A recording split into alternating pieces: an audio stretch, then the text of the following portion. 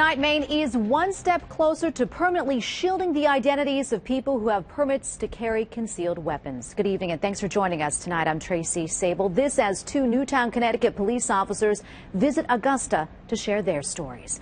News 8's Paul Merrill joins us now live from Augusta with the latest. Paul? Tracy, the temporary emergency legislation to keep this information private, it sunsets next week. So while lawmakers here at the State House talked about a more permanent solution, just a few miles away, two cops from Newtown were giving their firsthand accounts of the December school shooting that reignited the national debate over firearms. You're on a scene and you hear one of your friends calling for help. Speaking to hundreds of Maine law enforcement officials at the Civic Center today, Newtown Police Lieutenant Christopher Vanghele and Officer Jeff Silver talked about how the December school shooting changed their town and their lives. My only analogy is it's like I'm wearing a coat all the time that is a Sandy Hook coat, and I can't take it off yet.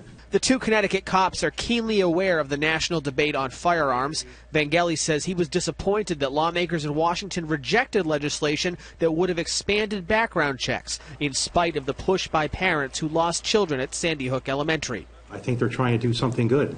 It's just getting into a political process, which is making it, for some people, something bad. Here in Maine, lawmakers proposed dozens of bills having to do with firearms in the wake of the Newtown tragedy. Today, the State House approved a bill that would permanently shield the identities of Mainers who have permits to carry concealed weapons. The bill has bipartisan support after it was amended to allow the state to release data without focusing on specific people. And I think that's entirely appropriate, and it will allow for government accountability while still ensuring that the names and personally identifying information of these individuals is protected. You know, most of these right-to-know issues are really a check for government. They really aren't supposed to be a check on private citizens. The state Senate is scheduled to take up this legislation tomorrow. Live in Augusta at the State House, Paul Merrill, News 8.